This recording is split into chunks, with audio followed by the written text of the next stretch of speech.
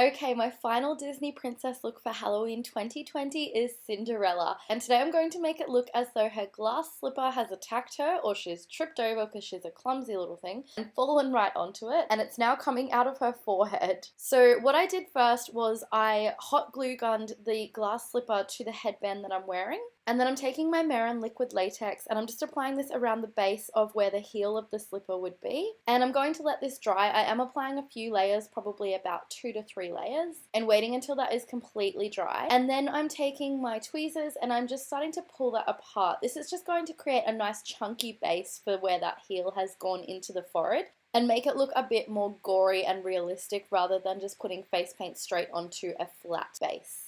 And so I just want to mention as well, for the base of my Cinderella look, I have just taken a really cheap blonde wig, put that up into a nice bun. This top that I'm wearing cost me $3 from an op shop or a thrift store, whatever you call it. And I've just cut off a strip of the base of the top, so this top is actually shredded now, I'll never wear it again. But I've cut off a strip from the base and used that as the headband around the wig. And then the choker that I'm wearing is just from a cheap jewelry store as well. And I've popped in some blue contacts to match Cinderella's eyes. Next up here is that I've taken my red and black face paints from Tag and I'm just wetting both of those and I'm mixing them a little bit together to create this nice dark red colour.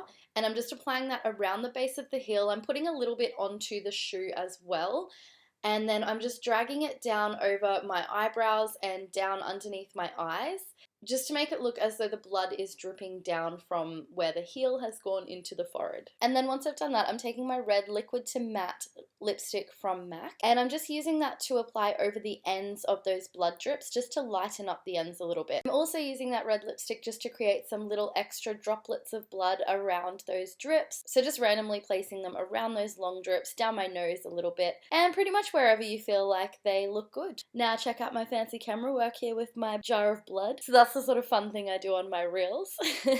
So at this stage I'm taking my liquid blood from Marin and just applying that over that entire area where I've placed down the paint. This is going to make it look way more realistic and just finish off the look. Oh wait, I lied. The last thing I did to finish off the look was take a grey eyeshadow and just apply it underneath the other eye just to make Cinderella look a little bit more disheveled, tired, and just all around run down. And that is the Cinderella princess look finished.